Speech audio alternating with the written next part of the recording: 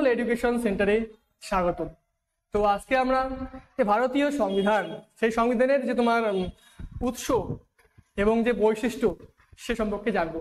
তো অবশ্যই তোমরা কি ভিডিওটাকে শুরু থেকে শেষ পর্যন্ত দেখে নেবে, এবং আমি যেই পয়েন্টগুলি বলবো তোমরা অবশ্যই কি লিখে রাখবে, যেগুলি এক্সামের ক্ষেত্রে খুবই গুরুত্বপূর্ণ, ঠিক আছে। এবং আমাদের চ্যানেলে তোমার যে বাকি অঙ্কের এবং রিজনিং এর ক্লাস করাচ্ছে স্যার আমাদের, তো অবশ্যই তোমরা সেই ভিডিওগুলোকে দেখে নেবে। এবং আমি অলরেডি তোমার ভারতের সংবিধানের যে ঐতিহাসিক প্রেক্ষাপট তার তোমার 2টি ক্লাস করে এসেছি, তো অবশ্যই তোমরা সেগুলিকে দেখে নেবে চাইলে গিয়ে প্লে লিস্টে গিয়ে। তো চলো শুরু করি। তো প্রথমেই আমরা কি করব, যে ভারতীয় সংবিধানের যে উৎস সে সম্পর্কে জানবো। তো যেটা আছে উৎস, যেটা আছে এই যে উৎসটা অর্থাৎ ভারতীয় সংবিধান, তোমাদের জানা আছে জানি, মানে মনে হয়। দেখো এইদিকে ভারতীয় সংবিধান যেটা আছে সেটা কি পুরোটাই বলতে পারে কি যে ধার করে নিয়ে আসা।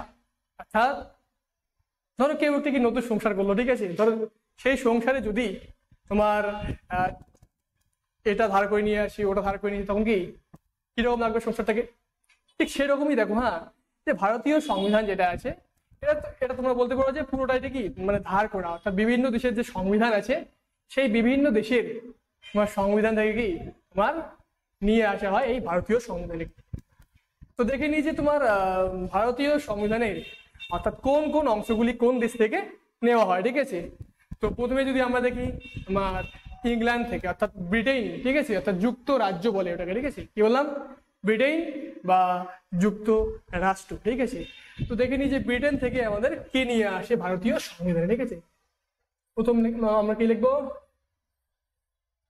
ব্রিটেন, ঠিক আছে। ব্রিটেনের সংবিধান থেকে ভারতীয় সংবিধানে কি নিয়ে আসা হয়, প্রথম যেটা আছে আমাদের 1 নম্বর, যেটা হচ্ছে মৌলিক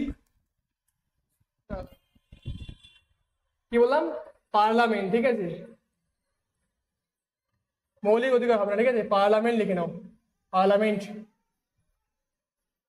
পার্লামেন্ট নিয়ে আসা হয় কি ব্রিটেনের সংবিধান থেকে, ঠিক আছে, কি বললাম পার্লামেন্ট।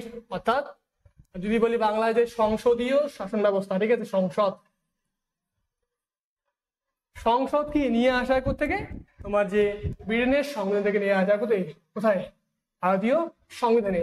এবং যেখানে তোমরা দেখতে পারবে যে তোমার উচ্চতর কক্ষের থেকে তোমার নিম্নতর কক্ষ যেটা আছে এটা কি বেশি শক্তিশালী। কি বললাম, যে তোমার সংসদের দ্বিকক্ষ বিশিষ্ট সংসদ নিয়ে আসা হয় প্রত্যেকে ব্রিটেনের সংবিধান থেকে।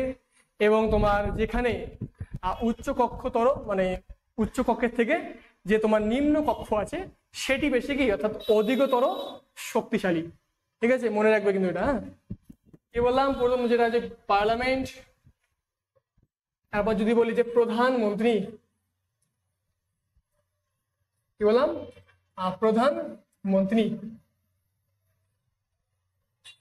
প্রধানমন্ত্রী যদি বলি, এবং যদি বলি তোমার ও মন্ত্রী পরিষদ, ঠিক আছে, প্রধানমন্ত্রী এবং যে মন্ত্রী পরিষদ যেটা আছে এই শব্দ দুটি, ঠিক আছে, অর্থাৎ ভারতীয় সংবিধান নিয়ে আসা প্রত্যেকে তোমার ব্রিটেনের সংবিধান থেকে, ঠিক আছে। এরপরে আমরা যদি দেখি 3 নম্বরে, সেটা হচ্ছে কি যে তোমার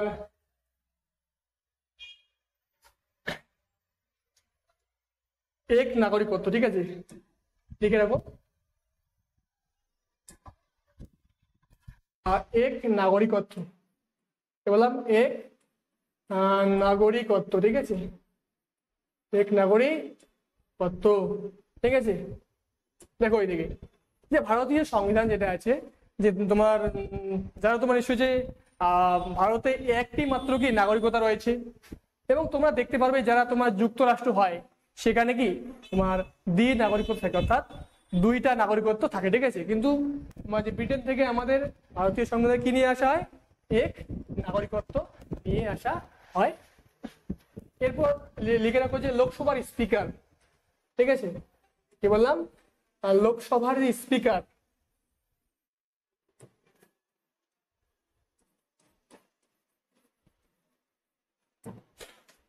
লোকসভার স্পিকার যেটা আছে সেই লোকসভার স্পিকারকে নিয়ে আসার পর থেকে এই ব্রিটেনের সংবিধান থেকে।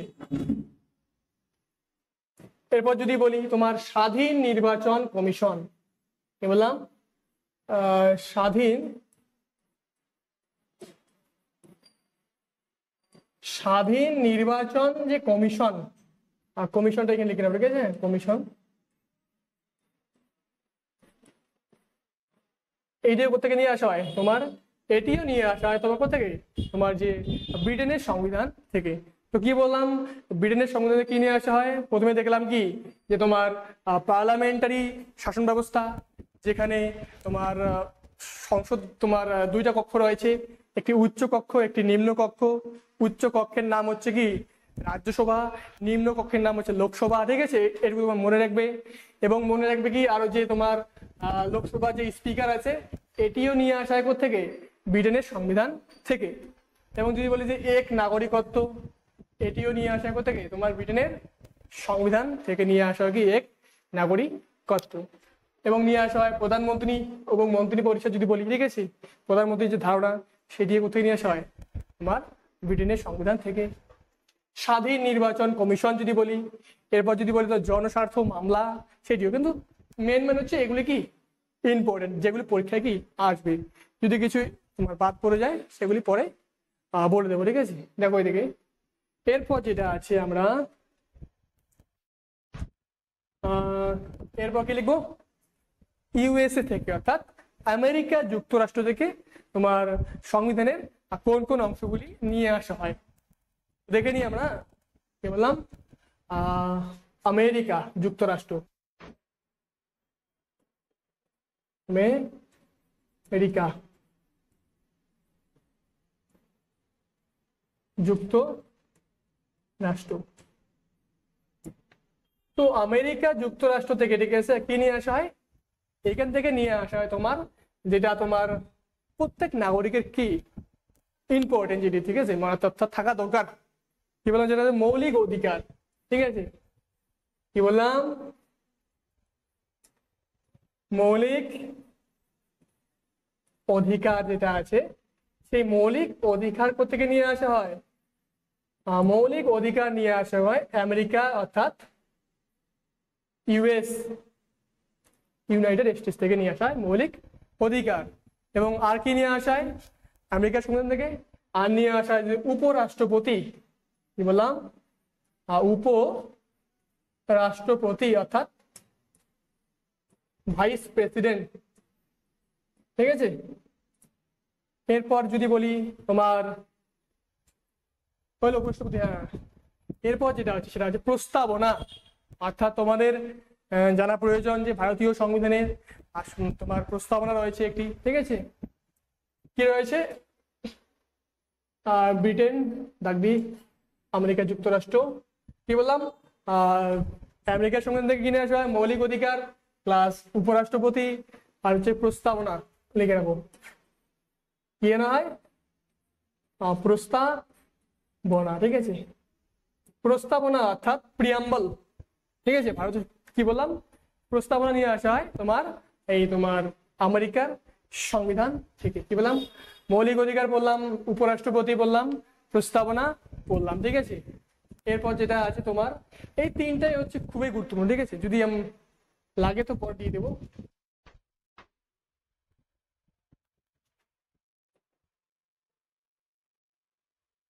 ও আর একটা লিখে রাখো, ঠিক আছে, এইখানে আমেরিকার সংবিধান থেকে, ঠিক আছে।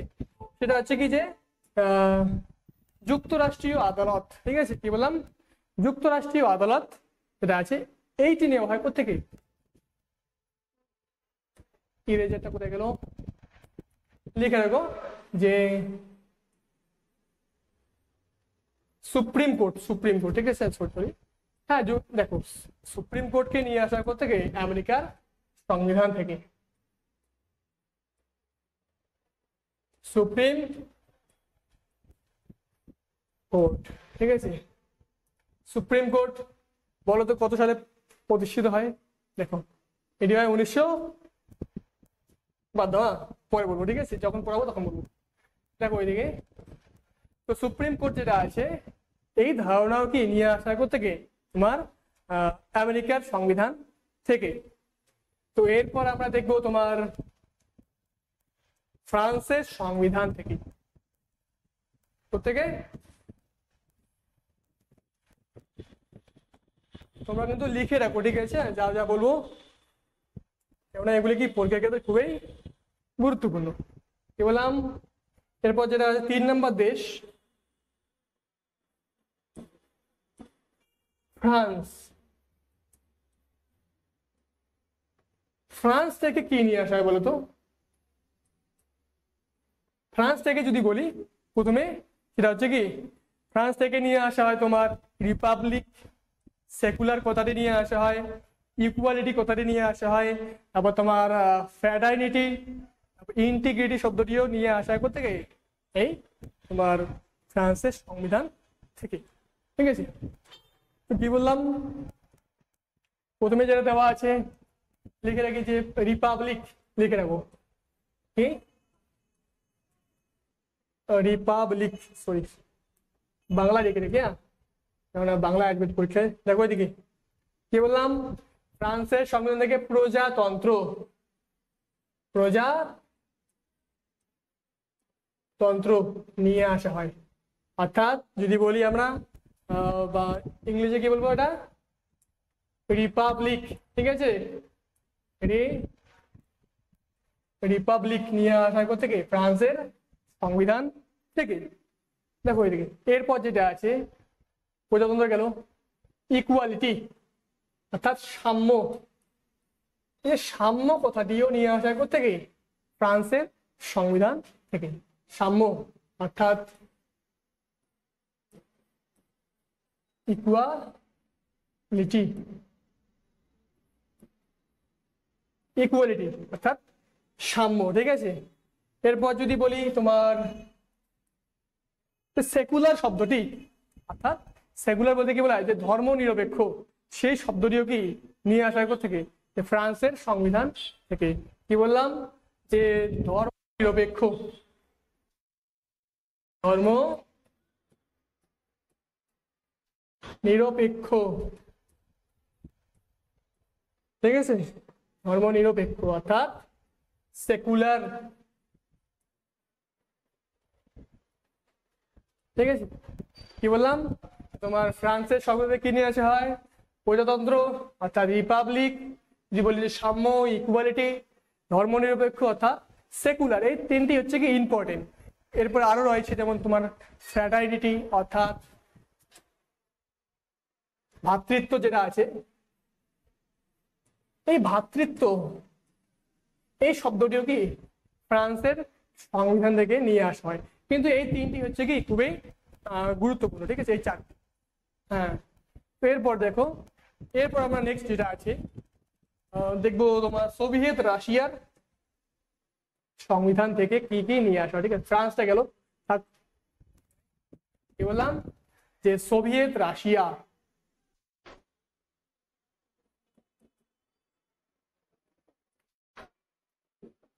দেখো এদিকে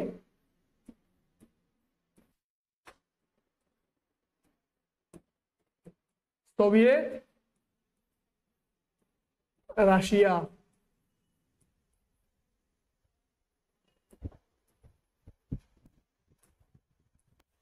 কি বললাম, সোভিয়েত রাশিয়া অর্থাৎ তৎকালীন সোভিয়েত ইউনিয়ন, ঠিক আছে। অর্থাৎ যদি বলি তোমার এর শর্ট ফর্মটা কি, USSR, union of Soviet socialist Russia হচ্ছে কি এর ফুল ফর্ম, ঠিক আছে। কি বললাম, যে বর্তমানে আমরা দেখি কি তোমরা জানো যে রাশিয়া এবং ইউক্রেন কি যুদ্ধ চলতেছে, তো অর্থাৎ রাশিয়া, এর আগের নাম ছিল কি সোভিয়েত ইউনিয়ন, যেটি তোমার ঠান্ডা লড়াইয়ের পর কি 15টা দেশে কি ভাগ হয়ে যায়, ঠিক আছে। তার মধ্যে কি যে তোমার প্রধান মেন হচ্ছে বর্তমানে রাশিয়া, ঠিক আছে। তো আগে ছিল কি সোভিয়েত রাশিয়া। তো সোভিয়েত রাশিয়া থেকে ভারতীয় সংবিধানে মানে কোন কোন শব্দগুলি নিয়ে আসা হয় সেগুলি জানবো, ঠিক আছে। তো যেটা আছে প্রথম যদি আমরা দেখি যে তোমার মৌলিক কর্তব্য, ও কি বললাম, মৌলিক কর্তব্য, মৌলিক কর্তব্য নিয়ে আসা হয়, ঠিক আছে। এরপর 2 নম্বর যদি দেখি তোমার, দেখো বর্তমানে কিন্তু মৌলিক কর্তব্য রয়েছে কটি, 11টি মৌলিক কর্তব্য রয়েছে, ঠিক আছে, এটুকু মনে রাখবে, ঠিক আছে। এরপর দেখো কি বললাম, মৌলিক কর্তব্য, পঞ্চবার্ষিকী পরিকল্পনা, কি বললাম, পঞ্চবার্ষিকী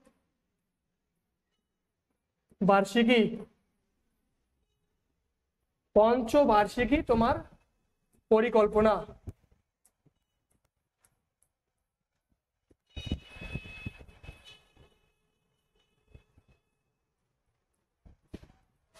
কি বললাম যে পঞ্চবার্ষিকী পরিকল্পনা যেটা আছে এটি নিয়ে আসা করতে গিয়ে তোমার সোভিয়েত রাশিয়ার সংবিধান থেকে, ঠিক আছে, অর্থাৎ 5 ইয়ার প্ল্যান, ঠিক আছে। এরপর যদি আমরা বলি যে নেক্সট যেটা হচ্ছে তোমার কি বলে সোশ্যালিজম, অর্থাৎ সমাজতান্ত্রিক যে শব্দটি আছে সেই শব্দটি কি তোমার ফ্রান্সের সংবিধান থেকে নিয়ে আসা হয়। কি বললাম, সমাজতান্ত্রিক, সমাজতান্ত্রিক সোশ্যালিজম শব্দটি কি অর্থাৎ নিয়ে আসা করতে কি সমাজতান্ত্রিক, কি বললাম, সমাজতান্ত্রিক। এরপর যদি বলি তোমার যে জাস্টিস শব্দটি যেটা আছে সেটিও কি তোমার সোভিয়েত রাশিয়ার সংবিধান থেকে নিয়ে আসা হয়। এবং তোমরা একটা জিনিস আমি লিখতে ভুলে গেছি, ঠিক আছে, যেটা হচ্ছে যে আমেরিকার সংবিধান যখন আমরা দেখলাম তখন কি মেন যেটা তো আমরা লিখছি, কি দেখি একটু, আমেরিকার সংবিধান থেকে মৌলিক অধিকার, উপরাষ্ট্রপতি, প্রস্তাবনা, সুপ্রিম কোর্ট, ঠিক আছে। তো এরপরে আমরা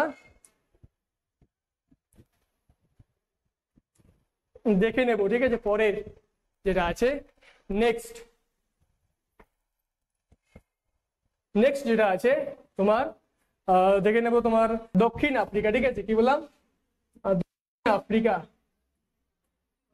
দক্ষিণ আফ্রিকার সংবিধান থেকে কি নিয়ে আসা হয়,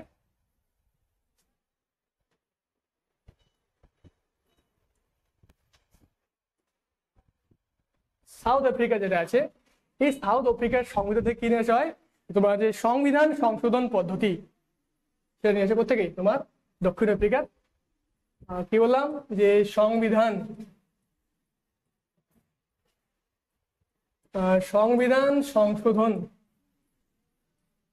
সংশোধন পদ্ধতি। অর্থাৎ যদি আমরা ইংলিশে বলি তো কি বলবো যে কনস্টিটিউশনাল অ্যামেন্ডমেন্ট যেটা আছে সেটিকে নিয়ে আসা করতে গিয়ে যে দক্ষিণ আফ্রিকার অর্থাৎ সাউথ আফ্রিকার সংবিধান থেকে।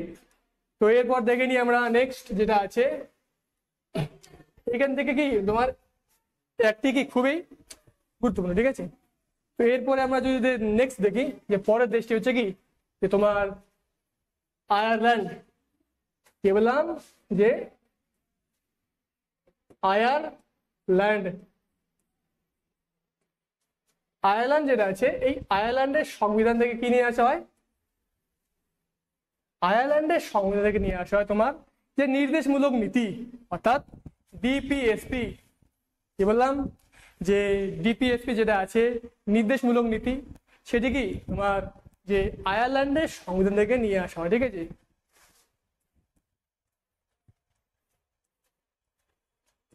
নির্দেশমূলক নীতি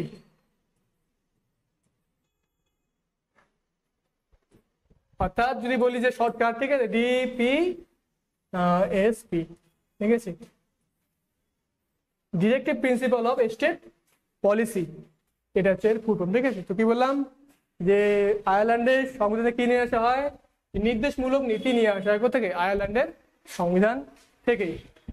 তো এরপর আমরা দেখবো তোমার অস্ট্রেলিয়ার সংবিধান থেকে কি নিয়ে আসা হয়, ঠিক আছে। কি বললাম অস্ট্রেলিয়া,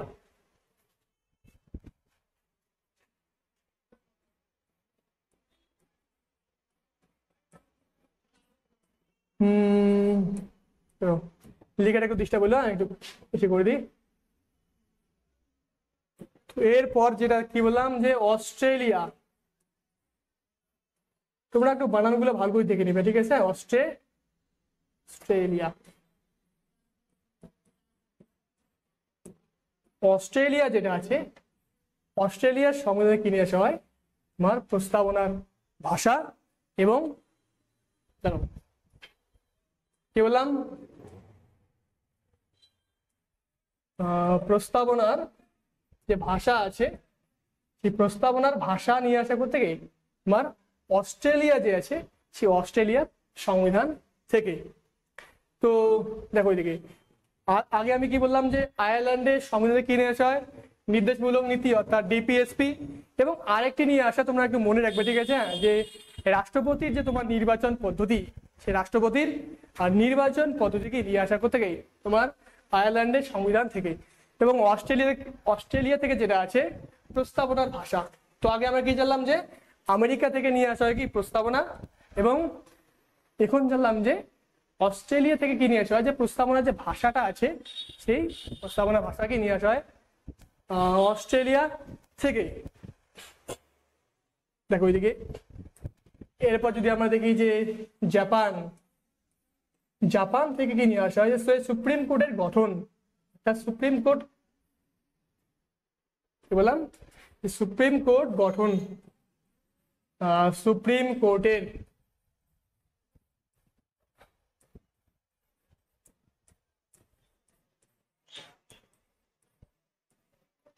সুপ্রিম কোর্টের গঠন যেটা আছে জাপান থেকে আমরা অর্থাৎ ভারতের সংবিধানকে নিয়ে আসে, ঠিক আছে।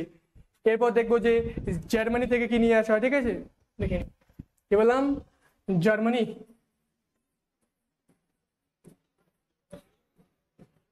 জার্মানি যেটা আছে জার্মানির সংবিধান থেকে ভারতীয় সংবিধান নিয়ে আসা হয়। যখন তোমার যে জরুরি অবস্থা জারি করা হবে তখন কি হয় যে মৌলিক অধিকারগুলি কি বাতিল করার এটা কি নিয়ে আসা হয় জার্মানি, কি বললাম, অর্থাৎ জরুরি অবস্থার সময় লিখে রাখো, ঠিক আছে। কি বললাম যে যখন জরুরি অবস্থা চলবে অবস্থার সময়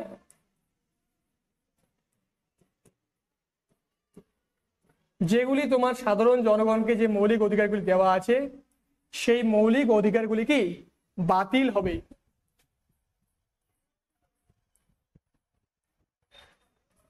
বাতিল হবে, ঠিক আছে। এরপর আমরা যেটা সর্বশেষ দেখব যে কানাডার সংবিধান থেকে কি নিয়ে আসা, ঠিক আছে। কি বললাম, কানাডা যেটা আছে কানাডার সংবিধান থেকে কি নিয়ে আসা হয় যে কানাডার সংবিধান থেকে কানাডা, ঠিক আছে। ও আরেকটা বাকি আছে, হ্যাঁ দেখো এদিকে এই যে কানাডা যেটা আছে কানাডার সংবিধান থেকে কি নিয়ে আসা হয় তোমার যে কেন্দ্র এবং রাজ্যের মধ্যে যখন ক্ষমতা বন্টন হবে, ঠিক আছে, ক্ষমতা বন্টনের সময় তোমার কেন্দ্রের প্রাধান্য বেশি। অর্থাৎ তোমার নিশ্চয়ই যে তোমার ভারতবর্ষে কি তোমার যে রাজ্যগুলিতে থেকে তোমার কেন্দ্র সরকারের কি ক্ষমতাটা বেশি, সেই তোমার সিস্টেমটা, ঠিক আছে, নিয়ে আসা করতে কি বললাম যে যুক্তরাষ্ট্রীয় শাসন ব্যবস্থা যখন রাষ্ট্রীয় লিখে রাখো রাষ্ট্রীয় শাসন ব্যবস্থায়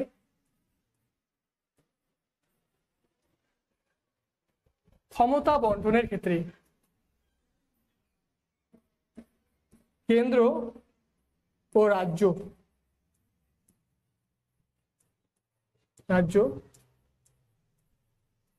ক্ষমতা বন্টনের ক্ষেত্রে কি যে তোমার কেন্দ্রের তোমার কি আধিক্যটা বেশি, ঠিক আছে, কেন্দ্রে অর্থাৎ কেন্দ্র সরকারের, ঠিক আছে,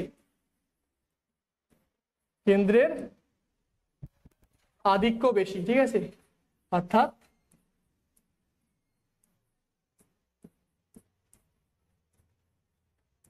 কি বললাম যে যখন তোমার যুক্তরাষ্ট্রীয় শাসন ব্যবস্থায় কি যে কেন্দ্র এবং রাজ্যের মধ্যে যখন ক্ষমতা বন্টন হবে তখন কি তোমার যে কেন্দ্রের যে প্রাধান্য সেটা কি বেশি হবে।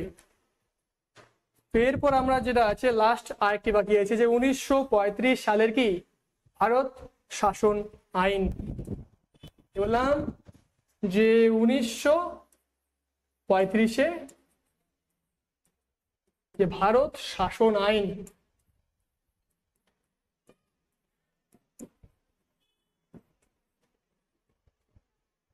দেখো এইখান থেকে কিনে আসা হয় যে 1935-এ ভারত শাসন যেটা আছে, এখান থেকে তোমরা একটা জিনিস মনে রাখবে, সেটা হচ্ছে কি তোমার রাজ্যপাল। এই যে রাজ্যপালটা যেটা আছে, এটি দিয়ে আসা কি 1935 সালে, যে 1935-এর ভারত শাসন আইন থেকে রাজ্যপাল। ঠিক আছে, তো আমরা এবার নেক্সট যেটা আছে, এখন আমরা কি বললাম যে ভারতীয় সংবিধানের কি উৎস, যেটি কি প্রায় বা সবগুলি বলতে পারো যে বিভিন্ন দেশের কি সংবিধান থেকে কি ধার করে নিয়ে আসা। ঠিক আছে, তো এরপর আমরা নেক্সট যেটা আছে ভারতীয় সংবিধানের বৈশিষ্ট্য জানবো। ঠিক আছে, দেখো এদিকে তোমরা যখন ভারতীয় সংবিধানের যে বৈশিষ্ট্যটা দেখতে পাবে, অর্থাৎ আমি বলবো, ঠিক আছে, তখন তোমরা বুঝবে যে ভারতীয় সংবিধানটা কি রকম। ঠিক আছে, অর্থাৎ এই ক্লাসটা করো, ঠিক আছে, যে বৈশিষ্ট্যটা দেখে নাও, বুঝতে পারবে যে ভারতীয় সংবিধানটা পুরোটাতে কি কি রয়েছে। ঠিক আছে, কি বললাম, যে বৈশিষ্ট্যটা তোমরা একটু দেখে নাও, তোমরা বুঝতে পারবে যে ভারতীয় সংবিধানে কি কি রয়েছে। ঠিক আছে, তো প্রথম যেটা আছে, এই বৈশিষ্ট্যগুলি কিন্তু মানে বিভিন্ন পরীক্ষায় কিন্তু আসে। ঠিক আছে, তো বৈশিষ্ট্য, তো প্রথম যে বৈশিষ্ট্যটা আছে সেটি হচ্ছে কি যে সংবিধানের প্রাধান্য। ঠিক আছে, কি বললাম, যে প্রথম বৈশিষ্ট্য আমরা লিখে নিই। প্রথম বৈশিষ্ট্য যেটা আছে,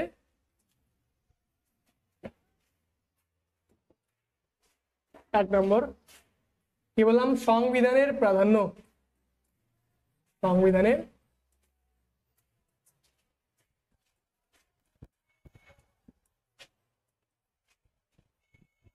প্রাধান্য।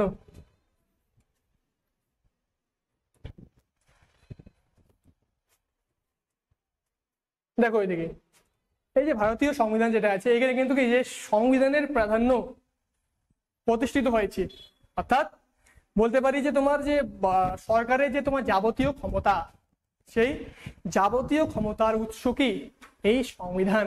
ঠিক আছে, অর্থাৎ সংবিধানের ঊর্ধ্বে কি কেউ নয়। ঠিক আছে, দেখো এদিকে কি বললাম, প্রথম যেটা আছে বৈশিষ্ট্য সংবিধানের প্রাধান্য, তো লিখে রাখো যে সরকারের যাবতীয় ক্ষমতার উৎস হচ্ছে কি এই সংবিধান। কি বললাম, সরকারের যাবতীয় ক্ষমতার উৎস। ঠিক আছে, ক্ষমতার উৎস হচ্ছে কি এই সংবিধান। এবং তোমরা আরেকটা জিনিস লিখে রাখো যে ভারতীয় সংবিধান কি যখন অর্থাৎ মূল সংবিধানে যদি বলি আমরা, 395টি ধারা ছিল, 8টি তফসিল ছিল, এবং তোমার 22টি কি অংশ বা অধ্যায় ছিল। এবং বর্তমান যদি আমরা দেখি, তো বর্তমানে তোমার 490টির মতো ধারা আছে, 12টি কি রয়েছে তফসিল রয়েছে, এবং তোমার যে 25টি কি অংশ রয়েছে। ঠিক আছে,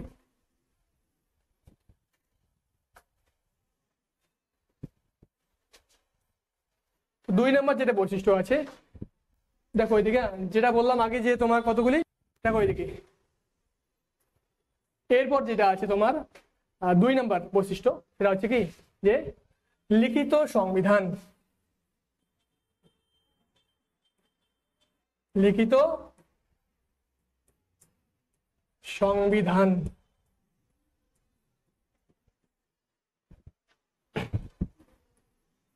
দেখো এদিকে যে ভারতের সংবিধান যেটা আছে, এটি কিন্তু কি যে লিখিত সংবিধান, অর্থাৎ বিশ্বের বৃহত্তম লিখিত সংবিধান কি এই ভারতের সংবিধান।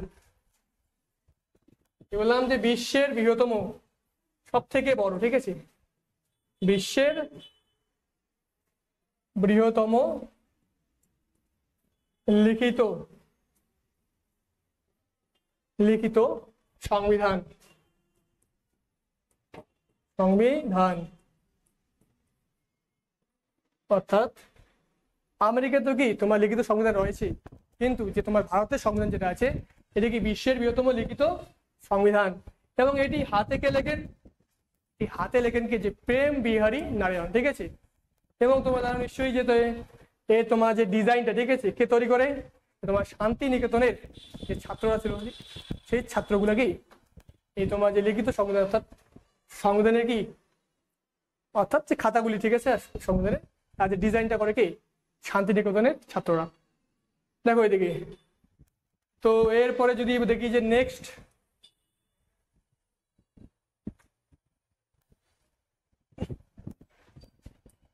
3 নম্বর বৈশিষ্ট্য কি রয়েছে? 3 নম্বর বৈশিষ্ট্য হচ্ছে প্রস্তাবনা। প্রস্তাবনা অর্থাৎ ভারতীয় সংবিধানে কি একটি প্রস্তাবনা রয়েছে। এই যে প্রস্তাবনা যেটা আছে, এই প্রস্তাবনাকে কি বলা হয়? এই প্রস্তাবনাকে বলা হয় তোমার যে সংবিধান যেটা আছে তার ভূমিকা বলা হয়। কি বললাম? যে প্রস্তাবনাকে ভারতীয় সংবিধানে কি বলা হয়? প্রস্তাবনাকে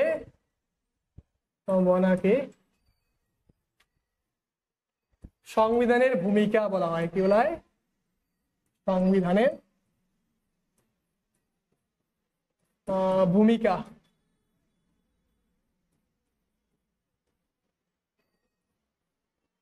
এবং এই যে প্রস্তাবনায় কি বলা আছে? প্রস্তাবনায় বলা আছে কি যে তোমার ভারত একটি সার্বভৌম, সমাজতান্ত্রিক, ধর্মনিরপেক্ষ কি এবং গণতান্ত্রিক প্রজাতন্ত্র। কি বললাম? প্রস্তাবনায় কি বলা আছে?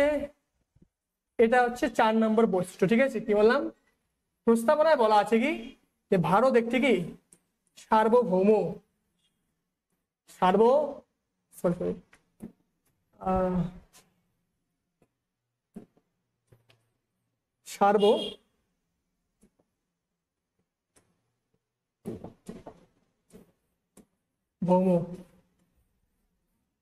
তারপরে সমাজতান্ত্রিক,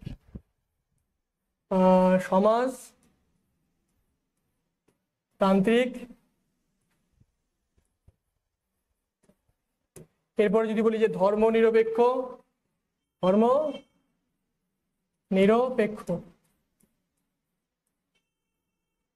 তারপরে গণতান্ত্রিক,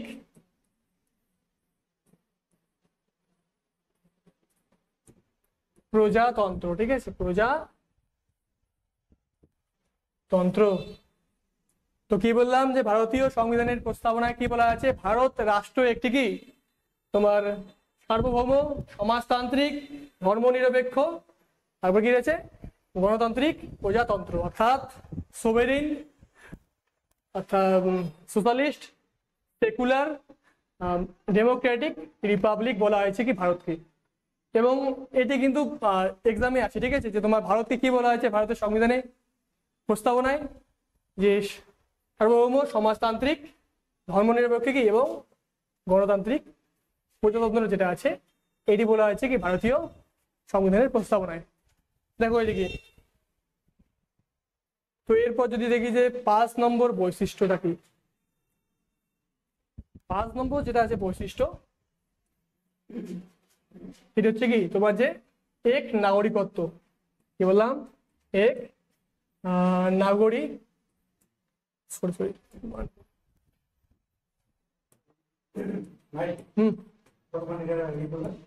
ধরো আর 5-7 মিনিট।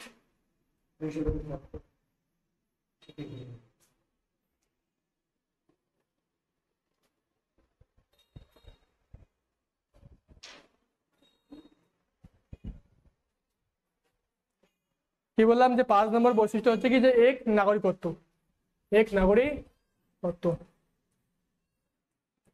দেখো এদিকে, ভারতের সংবিধান কি তোমার এক নাগরিকত্বের কি অধিকার দেয়, অর্থাৎ ভারতে কি একটি মাত্র কি নাগরিকত্ব রয়েছে, ঠিক আছে। কি বললাম? ভারতে এক নাগরিকত্ব রয়েছে,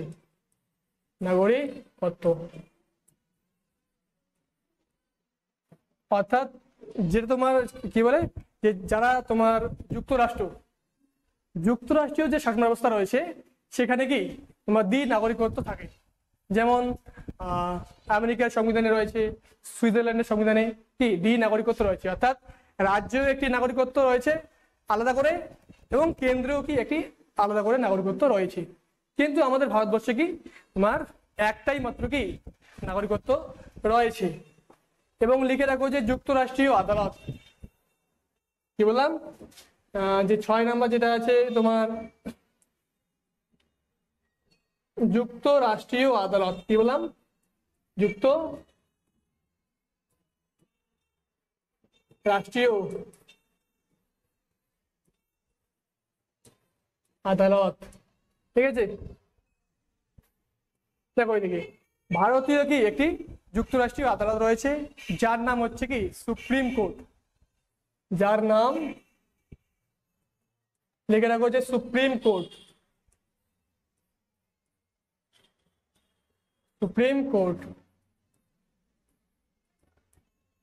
এবং মনে রাখো যে 7 নম্বর বৈশিষ্ট্য কি রয়েছে, মৌলিক অধিকার রয়েছে, কি বললাম মৌলিক অধিকার রয়েছে, মৌলিক অধিকার অর্থাৎ যেই অধিকারগুলি কি তোমার সাধারণ যে নাগরিকরা আছে তাদের কি খুবই অর্থাৎ গুরুত্বপূর্ণ। অর্থাৎ আগে ছিল 7টি মৌলিক অধিকার, বর্তমানে রয়েছে কয়টি 6টি মৌলিক অধিকার রয়েছে, তোমরা এটুকুই মনে রাখবে। 12 থেকে 35 নং ধারা রয়েছে কি এই মৌলিক অধিকার। এবং যদি বলি যে তোমার 8 নম্বর বৈশিষ্ট্য কি রয়েছে, নির্দেশমূলক নীতি রয়েছে, কি বললাম নির্দেশমূলক যেটা আছে নির্দেশমূলক নীতি রয়েছে। যদি বলি যে ডিপিএসপি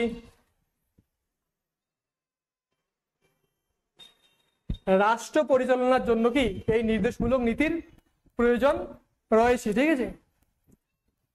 দেখো এদিকে ডিপিএসপির ফুল ফর্ম হচ্ছে কি তোমার directive principal of state policy, কি বললাম যে রাষ্ট্র পরিচালনার জন্য এই যে নির্দেশমূলক নীতি এটা কি ভারতীয় সংবিধানের কি একটি বৈশিষ্ট্য।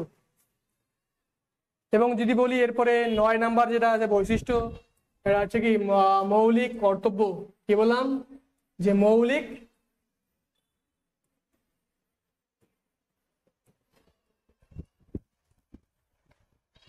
কর্তব্য যেটা আছে সেই মৌলিক কর্তব্য রয়েছে কি তোমার এই